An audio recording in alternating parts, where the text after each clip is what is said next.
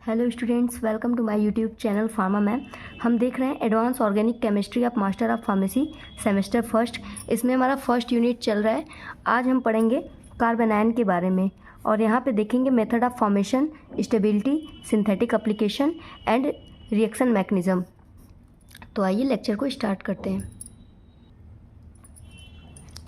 तो हम यहाँ पे देखते हैं कि कार्बेनियंस क्या होते हैं। तो एक ऐसा कार्बन एटम जिसके ऊपर निगेटिव चार्ज प्रेजेंट हो उसे कार्बेनियंस कहते हैं। ठीक है, यहाँ पे इसकी वैलेंसी पूरी ऑक्टेट रहती है, 8 इलेक्ट्रॉन्स रहते हैं। ये ऑक्टेट रूल को फॉलो करता है, इसे हम बोलते हैं कार्बेनियन। यहाँ डेफिनेशन में है a carbanions are ion with a negatively charge carbon atom, यानी एक ऐसा कार्बन एटम जिसके ऊपर निगेटिव चार्ज हो उसे कार्बेनाइंस कहते हैं। Heterolytic cleavage of bond where carbon retain both share of electron lead to formation of carbanion. यहाँ पे आप देख रहे हैं कि अगर देखिए ये जैसे हमारा मीथेन है, अगर इस मीथेन में हेट्रोलिटिक क्लीवेज हो रहा है, हेट्रोलिटिक क्लीवेज मतलब कि बॉन्ड का इस तरीके से क्लीवेज होगा, ब्रेक होगा कि कोई एक एटम जो होता है वो दोनों इलेक्ट्रॉन को रख लेगा। जो शेयर्ड इलेक्ट्रॉन है, जैसे कि इस कार्बन और हाइड्रोजन के बीच में एक इलेक्ट्रॉन कार्बन का है, एक हाइड्रोजन का है, जब इसका क्लीवेज हो, जब दोनों ही इलेक्ट्रॉन को यहाँ पे कार्बन कैरी कर ले रहा है तो इसके ऊपर आ जाएगा निगेटिव चार्ज और हमारा हाइड्रोजन बिना इलेक्ट्रॉन के निकल जा रहा है, इसलिए यहाँ पे हाइड्रोजन के ऊपर आ गया पॉजिटिव चार्ज। तो इस तरीके के क्लीवेज को हेट्रोलिटिक क्लीवेज कहते हैं, क्योंकि ये कार्बन जो था ये दोनों ही इलेक्ट्रॉन रख लिया, हाइड्रोजन का भी शेयर्ड इलेक्ट्रॉन अपने पास ही रख लिया। तो ये कार्बन एटम जो है आपका यहाँ पे निगेटिव चार्ज बियर कर लिया। तो जब कार्बन निगेटिव चार्ज बियर कर लेता है तो इसे हम बोलते हैं कार्बेनाइन। नेक्स्ट है properties of carbanion. It form due to heterolytic bond cleavage, अभी हमने देखा। sp3 hybridisation of carbon atom, जो यहाँ पे कार्बन एटम आप देख रहे हैं, तो अगर पूछा जाए कि इस कार्बन एटम का हाइब्रिडाइजेशन कितना होगा तो आप बताओगे sp3 होता है। नेक्स्ट है कार्बेनियन इज़ गुड न्यूक्लियोफाइल कंपाउंड। क्यों? क्योंकि इसके ऊपर निगेटिव चार्ज प्रेजेंट है, तो इसलिए ये आपका एक अच्छा न्यूक्लियोफाइल की तरीके से बिहेव करेगा। इट मीन्स कि कहीं पे भी यदि ये पॉजिटिव चार्ज देखेगा तो वहाँ पे ये ईजिली अटैक करना चाहेगा। इसकी ज्योमेट्री कैसी होती है? टेट्राहेड्रल। यहाँ पे डिफरेंट काइंड ऑफ कार्बेनाइन देखने को मिलेगा। यहाँ पे देखिए मीथेन से अगर एक हाइड्रोजन हम रिमूव कर ले रहे हैं तो यहाँ पे आपको निगेटिव चार्ज दिख रहा है, तो इसे बोलते हैं, यही सबसे सिंपलेस्ट हमारा कार्बेनाइन है। ये हो गया आपका मीथेन कार्बेनाइन, क्योंकि यहाँ पे जो हाइड्रोजन के साथ शेयर इलेक्ट्रॉन था तो हाइड्रोजन विदाउट एनी इलेक्ट्रॉन लिए ही बाहर रिमूव हो गया, तो दोनों इलेक्ट्रॉन आपके कार्बन पे आ गया, इसलिए यहाँ पे आपको निगेटिव चार्ज देखने को मिल रहा है। तो ये आपका सबसे सिंपलेस्ट कार्बेनियन है, इसका नाम है मीथेन कार्बेनियन। यहाँ पर आप देखिए कि यहाँ पे जो हाइड्रोजन था ये रिप्लेस हो गया है यहाँ पे एक मिथाइल ग्रुप से। तो जब आपका एक हाइड्रोजन यहाँ पे एक मिथाइल ग्रुप से रिप्लेस हो जाएगा तो इसे हम बोलेंगे प्राइमरी कार्बेनियन। नेक्स्ट हमारा सेकेंडरी कार्बेनियन। यहाँ पे आप देख रहे हो कि जो 2 हाइड्रोजन प्रेजेंट थे यहाँ पे 2 मिथाइल ग्रुप से रिप्लेस हो गया, इसलिए इसे हम बोलते हैं सेकेंडरी कार्बेनियन। यहाँ पे आपके सिंपलेस्ट जो कार्बेनियन था, यहाँ के तीनों हाइड्रोजन को मिथाइल ग्रुप रिप्लेस कर देता है और हर जगह आपका CH3 लग जाता है, तो ये आपका बना देता है टर्शियरी कार्बेनियन। तो ये आपके डिफरेंट काइंड ऑफ कार्बेनाइंस हैं। अगला टॉपिक है method of formation of carbanion. As we know carbanion form due to heterolytic bond cleavage. अभी हम लोगों ने पढ़ा कि हेट्रोलिटिक बॉन्ड क्लीवेज के कारण ही कार्बेनियन फॉर्म्ड हो रहा है। तो यहाँ पे हम देखेंगे कि कौन कौन से मेथड हो सकते हैं। तो यहाँ पे पहला है आपका D protonation from CH bond. तो डी प्रोटोनेशन, प्रोटोनेशन मतलब H+ आयन, डी प्रोटोनेशन मतलब हो गया H+ आयन का रिमूवल। तो यहाँ पे हम देख रहे हैं कि when proton is abstracted by appropriate base from a carbon centre then resulting anion is called a carbanion. यहाँ पे आप देख रहे हैं कि जो CH बॉन्ड है, CH बॉन्ड से यहाँ पे हाइड्रोजन को क्या कर दिया जा रहा है? रिमूव कर दिया जा रहा है। तो ये हाइड्रोजन जब एज H+ के फॉर्म में जब रिमूव होगा, इट मीन्स कि अपना इलेक्ट्रॉन भी ये छोड़ के चला जाएगा। जो शेयर्ड इलेक्ट्रॉन था हाइड्रोजन का उसे भी ये लेके नहीं जाना है, ठीक है। तो दोनों ही इलेक्ट्रॉन इस कार्बन के ऊपर आ जाएंगे, जिसके वजह से यहाँ पे कार्बन आयन देखने को मिलेगा। एक बार देखते हैं यहाँ पे रिएक्शन कैसे है। तो देखिए ये आपका ट्यूब बेटानोन है, यहाँ पे ये अमीन से रिएक्ट कर रहा है, तो जो हाइड्रोजन एटम है यहाँ पे ये हमारा अमीन से जाके अटैच हो जा रहा है, ये H+ के रूप में जा रहा है, यानी अपना यहाँ पे इलेक्ट्रॉन छोड़ दिया है। तो जब इससे मिल जाएगा तो यहाँ पे ये अमोनियम फॉर्मेशन कर लेगा और हमारा ये जो दोनों इलेक्ट्रॉन है यहाँ पे as a negative charge present हो जाएंगे, और किसी कार्बन के ऊपर निगेटिव चार्ज आने का मतलब हो गया कि वो कार्बेनियन आयन हो गया। ठीक है, आप बता सकते हो कि ये वाला कार्बन प्राइमरी है, सेकेंडरी है या टर्शियरी कार्बन आयन है, कमेंट बॉक्स में ज़रूर बताइएगा। नेक्स्ट मेथड है डीकार्बोक्सिलेशन। डीकार्बोक्सिलेशन मीन्स होता है रिमूवल ऑफ कार्बन डाइऑक्साइड। तो यहाँ पे इस रिएक्शन में आपको कार्बन डाइऑक्साइड जब निकलेगा तो आपका कार्बन आयन जनरेट होगा। देखिए ये आपका एक कार्बोक्सिलेट है, ठीक है। कार्बोक्सिलेट आयन में आप देख रहे हो कि जब यहाँ पे ये निगेटिव जो चार्ज है यहाँ पे शिफ्ट होता है और बॉन्ड फॉर्मेशन करता है, तो ये अल्किल ग्रुप दोनों ही इलेक्ट्रॉन लेकर रिमूव हो जाता है, जिसके वजह से यहाँ पे आप देखोगे अल्किल ग्रुप के ऊपर क्या आ गया, निगेटिव चार्ज, और कार्बन डाइऑक्साइड आपका पूरा का पूरा रिमूव हो गया। तो यहाँ पे आपको कार्बन आयन देखने को मिलेगा, यानी कि CO2 के निकलने पे हमारा यहाँ पे एक अल्किल ग्रुप के ऊपर निगेटिव चार्ज आ रहा है, यही हमारा कार्बन आयन कहलाता है। थर्ड मेथड है addition of nucleophile to alkene और अल्काइन। तो यहाँ पे आप देखोगे कि जब न्यूक्लियोफाइल आपका अटैक कर रहा है किसी अल्कीन या अल्काइन पे, तो यहाँ पे आपको कार्बन आयन देखने को मिलेगा। जैसे कि देखिए यहाँ पे न्यूक्लियोफाइल इस कार्बन एटम पे अटैक कर रहा है, तो जब ये न्यूक्लियोफाइल यहाँ पे अटैक करने आएगा तो चूँकि कार्बन का बॉन्ड 5 बन जाएगा, और कार्बन 5 बॉन्ड तो रखेगा नहीं, 4 ही रखेगा, तो ये क्या करेगा, अपना ये वाला बॉन्ड इस कार्बन एटम पे शिफ्ट कर देगा।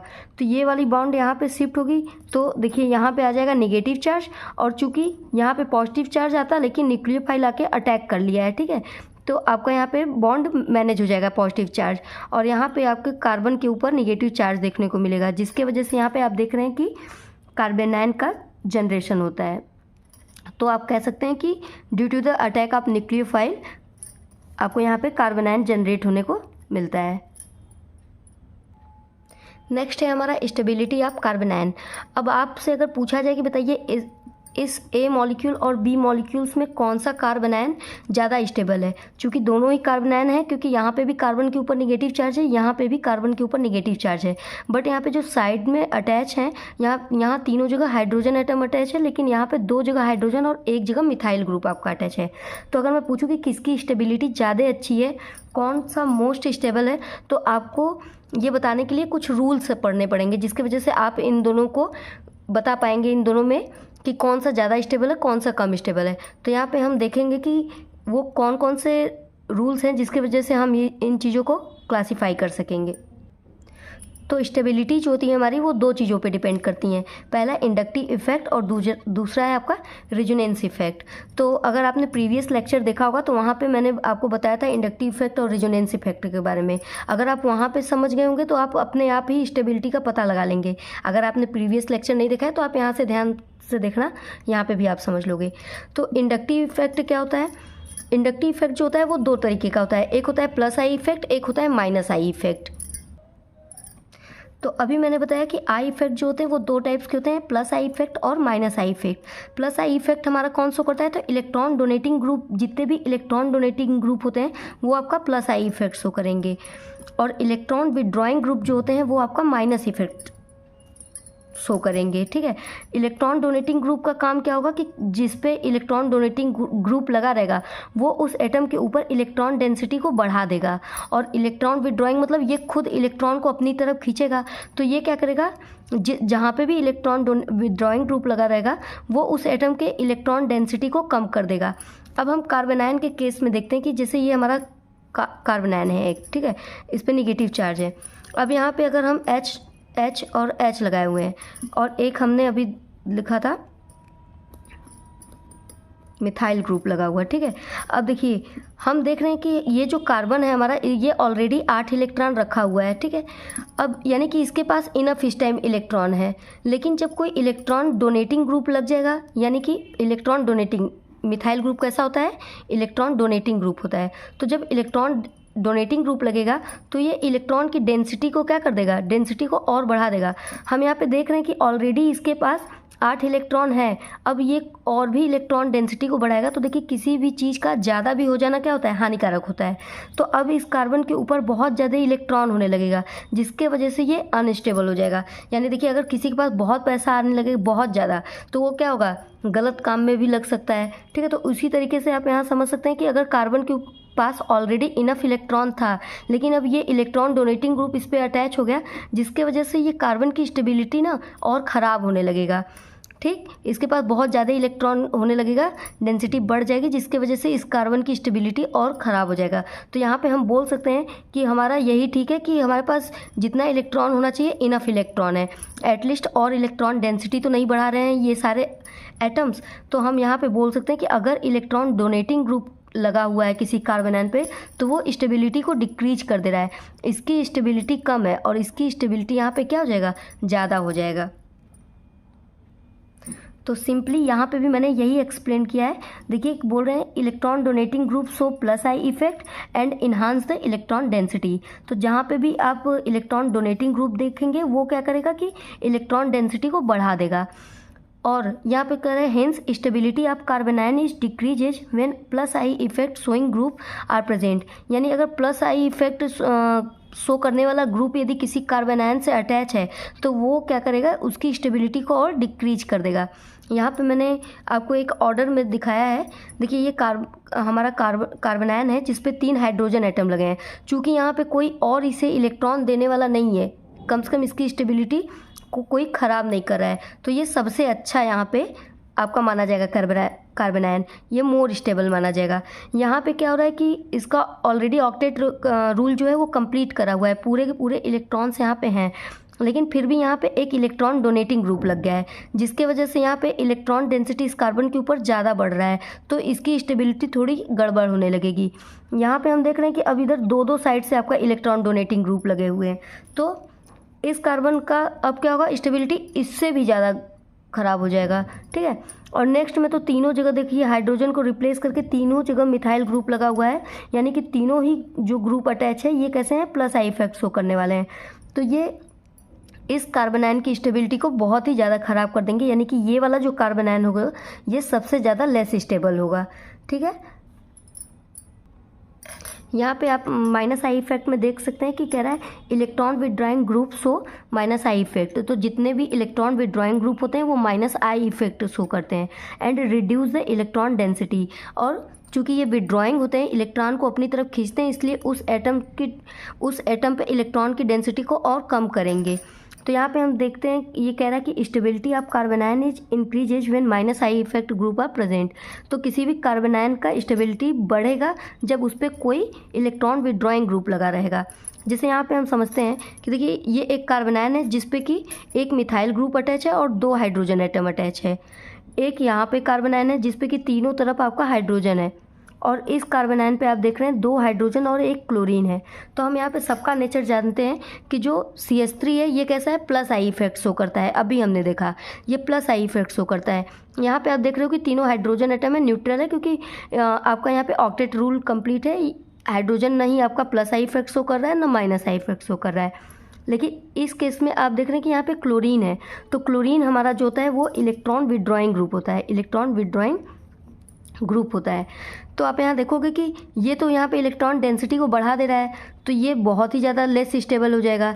ये यहाँ पे बिल्कुल इफेक्ट नहीं कर रहा है, ठीक है, जबकि यहाँ पे ये क्या कर रहा है, इलेक्ट्रॉन डेंसिटी को और अपनी तरफ खींच रहा है। इलेक्ट्रॉन विड्रॉइंग ग्रुप है, तो इस कार्बन एटम पे जो इलेक्ट्रॉन डेंसिटी इसको और अपनी तरफ खींचेगा, जिसके वजह से ये वाला कार्बन आयन जो है सबसे ज़्यादा स्टेबल हो जाएगा। तो इस तरीके से आप कंपेयर कर सकते हैं कि कौन सा एटम आपका मोर स्टेबल है। स्टूडेंट्स यहाँ पर आपको इन चारों जो एग्जाम्पल दिया गया है कार्बन आयन का, इन्हें high stability to low stability के ऑर्डर में अरेंज करना है और कमेंट सेक्शन में आपको इसका आंसर देना है। ठीक है, इससे मैं ये समझ पाऊँगी कि आप अच्छे से समझ रहे हो और मैं अच्छे से आपको समझा भी पा रही हूँ, तो इसका आप आंसर ज़रूर करना। नेक्स्ट है हमारा रेजोनेंस। हम रेजोनेंस से भी स्टेबिलिटी को डिफाइन करते हैं। यहाँ पे कह रहा है कि number of resonating structure is directly proportional to stability of carbanion. मतलब किसी कार्बन आयन का जितना ज़्यादा रेजोनेटिंग स्ट्रक्चर बनेगा वो उतना ही ज़्यादा आपका स्टेबल रहेगा। Due to delocalisation of negative charge stability increases. तो जो निगेटिव चार्ज है उनके डी लोकलाइजेशन की वजह से आपके कंपाउंड का जो है स्टेबिलिटी बढ़ता है। तो आप यहाँ पे कह सकते हो कि जितना ज़्यादा रेजोनेटिंग स्ट्रक्चर बनेगा आपका कंपाउंड जो कार्बन आयन है वो उतना ही ज़्यादा स्टेबल होगा।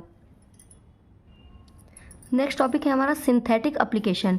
यहाँ हम देखेंगे कि कार्बन आयन का कहाँ कहाँ हम यूज कर रहे हैं। ठीक है, तो पहला है हमारा एल्डोल कंडेंसेशन। तो जो एल्डोल कंडेंसेशन रिएक्शन होता है वहाँ पे हमें कार्बन आयन का यूज़ देखने को मिलता है। ठीक है, यहाँ पे क्या होता है, एल्डोल कंडेंसेशन आप 12th के लेवल पे भी पढ़े हो, यहाँ पे भी मैं बता दे रही हूँ।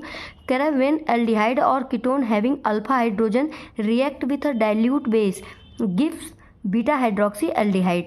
तो यहाँ पे कह रहा है कि जब कोई एल्डिहाइड या कीटोन जिसके पास अल्फा हाइड्रोजन हो वो किसी डाइल्यूट बेस के प्रेजेंस में रिएक्ट करता है तो आपको beta hydroxy aldehyde as a product मिलता है। तो सबसे पहले हम ये समझते हैं कि अल्फ़ा और बीटा होता क्या है। किसे अल्फ़ा हाइड्रोजन या अल्फ़ा कार्बन कहेंगे या किसे बीटा हाइड्रोजन या बीटा और कार्बन कहेंगे। ठीक है, तो यहाँ पे देखिए जैसे ये हमारा कार्बन का चेन है। ठीक है, तो जहाँ पे हमारा फंक्शनल ग्रुप अटैच रहता है इसे छोड़ के, ठीक है, फंक्शनल ग्रुप को छोड़ के इसके बाद जब कार्बन को आप काउंट करेंगे तो अल्फ़ा बीटा एच गामा आप ऐसे काउंट करेंगे। ठीक है, यानी फंक्शनल ग्रुप वाले को छोड़ के, कार्बन को छोड़ के उससे अटैच फर्स्ट कार्बन आपका अल्फ़ा कार्बन कहलाएगा और इस कार्बन से लगे हुए हाइड्रोजन को आप अल्फ़ा हाइड्रोजन बोलेंगे। सेम सेकेंड नंबर पे जो कार्बन अटैच रहेगा ये आपका बीटा कार्बन हो जाएगा और इस पे अटैच हाइड्रोजन को आप बीटा हाइड्रोजन बोलेंगे। तो इसे हम बोलते हैं अल्फ़ा या बीटा। तो यहाँ पे देखिए यही कह रहा है कि ये रिएक्शन तभी होगा जब उसके अंदर आपको अल्फ़ा हाइड्रोजन देखने को मिले। तो यहाँ पे हम देख रहे हैं रिएक्शन हमने यहाँ पे लिया है, ये हमारा इथेनॉल है। यहाँ पे आप देख रहे हैं CH3COH है। यहाँ पे हम सेम दोनों लिए हैं मॉलिक्यूल्स CH3COH और यहाँ पे भी CH3COH है। तो आप यहाँ देख रहे हैं कि अभी ये हमारा फंक्शनल ग्रुप है तो इससे जस्ट अटैच यहाँ पे कार्बन एटम है तो ये हमारा कार्बन जो है वो अल्फ़ा कार्बन कहलाएगा और इससे 3 हाइड्रोजन अटैच है तो ये हमारा हो गया अल्फ़ा हाइड्रोजन। तो हम देख सकते हैं कि यहाँ पे अल्फ़ा हाइड्रोजन का होना ज़रूरी है, तो यहाँ पे है तो ये रिएक्शन आपका प्रोसीड करेगा। तो जब कंपाउंड के अंदर अल्फ़ा हाइड्रोजन है फिर ये डाइल्यूट बेस से यहाँ पे रिएक्ट कर रहा है और हमारा यहाँ पे दे रहा है बीटा हाइड्रोक्सी एल्डिहाइड। यानी कि देखिए यहाँ पे फंक्शनल ग्रुप था तो इससे पहला लगा हुआ कार्बन आपका हो गया अल्फ़ा कार्बन और सेकेंड वाला हो गया आपका बीटा कार्बन। तो बीटा हाइड्रोक्सी का मतलब कि जो फंक्शनल ग्रुप से दूसरे नंबर पे आपका कार्बन आ रहा है इसके ऊपर आपका OH ग्रुप जुड़ा हुआ है, इसी को हम लोग हाइड्रोक्सी ग्रुप कहते हैं। इसीलिए फाइनल प्रोडक्ट का नाम हमारा बन रहा है बीटा हाइड्रोक्सी एल्डिहाइड, क्योंकि यहाँ पे एल्डिहाइड ग्रुप है और हमारा बीटा हाइड्रोक्सी देखने को मिल रहा है। ठीक है, अब यहाँ पे हम देखते हैं कि कहाँ पे कार्बन आयन जनरेट होता है, तो इसके मैकेनिज्म से हम इसको समझेंगे। स्टेप फर्स्ट में ही हमारा इनोलेट आयन देखने को मिलेगा। यही इनोलेट आयन जो होता है वही आपका कार्बन आयन होता है। तो यहाँ पे आप देख रहे हो जो हमारा इथेनॉल है, तो यहाँ पे हम इसको सेपरेट करके दिखाएं एक हाइड्रोजन को ताकि रिएक्शन आपको अच्छे समझ में आए। तो जो हमारा पहला मॉलिक्यूल है इथेनॉल उसको हम बेस से रिएक्ट करा रहे हैं। यहाँ पे NaOH था तो Na+ और OH- में यहाँ पे ब्रेक हो गया है। तो जो NaOH बेस का OH- है ये हमारा इस हाइड्रोजन के साथ एज H2O यानी वाटर मॉलिक्यूल के रूप में निकल जाएगा यहाँ पे। तो ये जो हाइड्रोजन यहाँ से रिमूव होता है ये H+ आयन के फॉर्म में निकलता है, H+ आयन के फॉर्म में। इट मीन्स कि ये इलेक्ट्रॉन्स को अपने साथ लेके नहीं जाता है, ये अपना शेयर्ड इलेक्ट्रॉन भी छोड़ देता है। अब चूंकि इसका भी एक इलेक्ट्रॉन है, इसका भी एक इलेक्ट्रॉन है, तो दोनों ही इलेक्ट्रॉन अब कार्बन के ऊपर एज ए नेगेटिव चार्ज के रूप में आ जाएगा। तो यहाँ पे आप देख रहे हो कि हमारा क्या बना CH2- और आपका ये एज ए फंक्शनल ग्रुप जैसे था वैसे ही।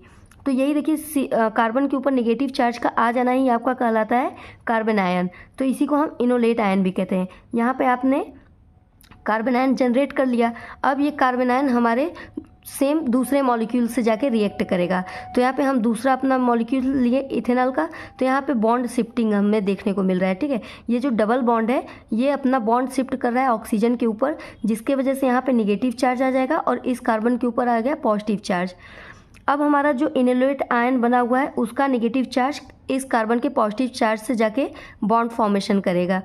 तो हमें कुछ इस तरीके का मॉलिक्यूल्स देखने को मिलेगा, यानी कि ये देखिए CH3 यहाँ का ये बॉन्ड चूँकि ब्रेक हो चुका है तो सिंगल बॉन्ड, और ब्रेक होने की वजह से नेगेटिव चार्ज आया था तो यहाँ पे नेगेटिव चार्ज। हाइड्रोजन जो यहाँ पे हमने दिखाया था वो इस टाइम यहाँ पर है, ठीक है। और फिर ये वाला मॉलिक्यूल यहाँ पे जाके अटैच हो जा रहा है एज ए CH2COH के रूप में। थर्ड हमारा होता है एडिशन ऑफ प्रोटॉन। अब चूँकि हमारा जो यहाँ पे हाइड्रोजन निकला था वही हाइड्रोजन हमारा फिर से जाकर वाटर मॉलिक्यूल से ब्रेक करके इससे अटैच हो जाएगा और यहाँ पे आपका OH ग्रुप का फॉर्मेशन करेगा। तो ये माइनस जो यहाँ पे है, यहाँ के वाटर मॉलिक्यूल के H+ आयन को रिसीव करके हाइड्रोक्सी ग्रुप का फॉर्मेशन करता है और ये हमारा फाइनल प्रोडक्ट बनाता है। तो यहाँ पे हमें एल्डोल कंडेंसेशन में ये देखने को मिलता है कि हमारे फर्स्ट स्टेप में ही कार्बन आयन जो होता है वो जनरेट हो जा रहा है। सेकेंड मेथड है ग्रिग्नार्ड रिएजेंट रिएक्शन। यहाँ पे आपका R-MgX जो है एज ए ग्रिग्नार्ड रिएजेंट की तरीके से यूज होता है। तो यहाँ पे हम देख रहे हैं कि इथेनॉल जो है हमारा वो ग्रिग्नार्ड रिएजेंट से यहाँ पे रिएक्ट कर रहा है। तो ग्रिग्नार्ड यहाँ पे R का मतलब है कि कोई भी अल्किल ग्रुप अटैच रहेगा। तो यहाँ पे हमने मिथाइल ग्रुप लिया है और MgBr है हमारा ग्रिग्नार्ड रिएजेंट। जब ये ग्रिग्नार्ड रिएजेंट हमारा इथेनॉल से रिएक्ट करता है तो यहाँ का H जो है वो एज ए H+ आयन के रूप में निकल जाता है। ये जब ब्रेक होता है ना तो इस तरीके यहाँ पे हेट्रोलिटिक एक्चुअली क्लीवेज देखने को मिलता है, जिसकी वजह से ये कार्बन जो होता है दोनों ही इलेक्ट्रॉन अपने ऊपर कैरी कर लेता है। तो यहाँ पे नेगेटिव चार्ज आ जाता है और ये हमारा पॉजिटिव चार्ज में हो जाता है। तो ये नेगेटिव चार्ज हमारे यहाँ से हाइड्रोजन एटम को रिसीव करेगा एज ए H+ आयन। तो यहाँ पे आप देख रहे हो कि ये CH3 जो कि नेगेटिव चार्ज रखा था एक हाइड्रोजन लेके मीथेन बना लेगा और बाकी जो C2H5O बचा हुआ है ये हमारा यहाँ से MgBr को कैरी करके अपना दूसरा मॉलिक्यूल बना लेता है। तो ग्रिग्नार्ड रिएजेंट में हमारा यहाँ पे आपको देखने को मिल रहा है हेट्रोलिटिक क्लीवेज और कार्बन आयन का फॉर्मेशन। नेक्स्ट टॉपिक है हमारा रिएक्शन ऑफ कार्बन आयन। तो यहाँ पे हम लोग 3 टाइप के रिएक्शन देखेंगे। पहला है आपका एडिशन रिएक्शन देखेंगे, दूसरा एलिमिनेशन रिएक्शन देखेंगे और तीसरा है हमारा डिस्प्लेसमेंट रिएक्शन। तो हम यहाँ पे 3 तरीके के रिएक्शन देखेंगे कार्बन आयन्स के। तो पहला हमारा अगर एडिशन रिएक्शन की बात करें तो एल्डोल कंडेंसेशन में हमें एडिशन रिएक्शन देखने को मिलता है। चूँकि अभी मैंने मैकेनिज्म एल्डोल कंडेंसेशन का एक्सप्लेन किया है तो आप वहाँ से देख लेना। यहाँ पे एज एग्जाम्पल मैंने दिखा दिया है कि 2 हमारे सेम मॉलिक्यूल्स हैं इथेनॉल, जहाँ पे डाइल्यूट NaOH के साथ ये रिएक्ट करते हैं और कार्बन आयन का जनरेशन करके बीटा हाइड्रोक्सी ग्रुप का फॉर्मेशन करते हैं, ठीक है। और भी ऐसे एग्जांपल हैं जो एडिशन रिएक्शन के अंदर आते हैं, जैसे कि पर्किंस रिएक्शन हो गया, डिकमैन रिएक्शन हो गया और क्लेंजन कंडेंसेशन हो गया। तो ये तीनों रिएक्शन भी आपके एडिशन रिएक्शन के अंदर आते हैं। नेक्स्ट है हमारा एलिमिनेशन रिएक्शन। यहाँ पे भी आपको carbanion as a intermediate देखने को मिलता है। यहाँ पे हम देख रहे हैं कि हमारा ये मॉलिक्यूल है बीटा फेनिल इथाइल ब्रोमाइड, ये एक बेस से रिएक्ट कर रहा है। तो जो हमारा बेस है यहाँ पे देखिए ब्रेक हो गया Na+ और OET- के साथ यहाँ पे ब्रेक हो गया है। अब हम देखेंगे कि यहाँ पे जो हाइड्रोजन है वो हमारा एज ए H+ के आयन में इससे जाके अटैच हो जाएगा और यहाँ पे हमारा जो इसका शेयर्ड इलेक्ट्रॉन था ये दोनों ही कार्बन के ऊपर आ जाएगा, जिसकी वजह से यहाँ पे नेगेटिव चार्ज देखने को मिलता है और यहाँ पे हमारा कार्बन आयन इंटरमीडिएट फॉर्मेशन होता है। नेक्स्ट हम यहाँ पे किसी अल्किल हैलाइड से इसका रिएक्शन कराते हैं, लाइक HBr हो गया। तो हमारा जो HBr होता है वो H+ आयन में टूट जाएगा और Br- के रूप में, सॉरी रियली वेरी सॉरी, ये वाला स्टेप फिर से देखते हैं, यहाँ से फिर से एक बार समझते हैं हम। सॉरी, यहाँ पे आप देख रहे हो कि सॉरी ये H+ जो है इसके साथ हमारा अटैच हो गया, ठीक है, और ये यहाँ से रिमूव हो जाता है। अब यहाँ पे हमारा चूँकि इसका शेयर्ड इलेक्ट्रॉन भी अब इसी कार्बन के पास ही रह गया है तो यहाँ पे हमें निगेटिव चार्ज देखने को मिलता है, ठीक है। तो ये कार्बन आयन का यहाँ पे जनरेशन कर दिया। यहाँ पे हम ये देख रहे हैं कि हमारा जो ये निगेटिव चार्ज था ये इन दोनों कार्बन एटम के बीच में बॉन्ड फॉर्मेशन करेगा शिफ्ट होकर।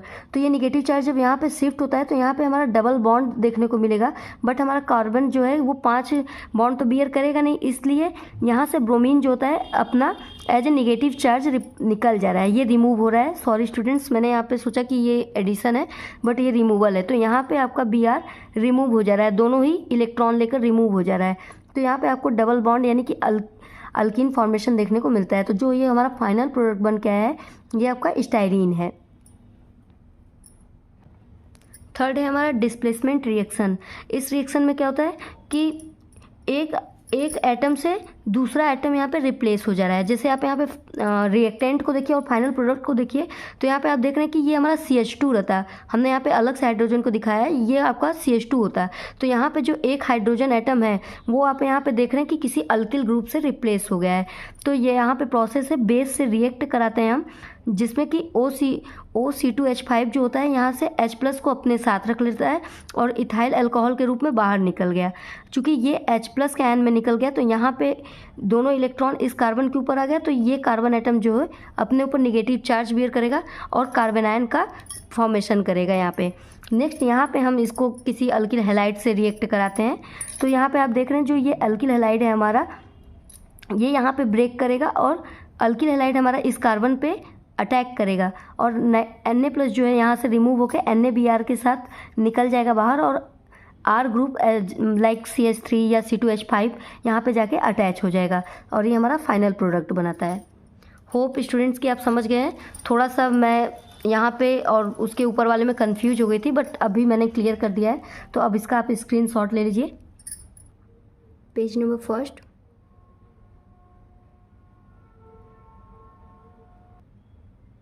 Page number second,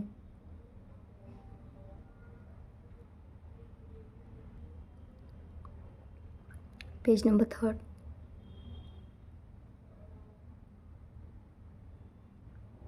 page number fourth, page number fifth. Thank you students, आप ऐसे ही मुझे सपोर्ट करते रहिए। आपका सपोर्ट ही मेरे लिए मोटिवेशन है। मिलते हैं नेक्स्ट वीडियो के साथ। Thank you so much.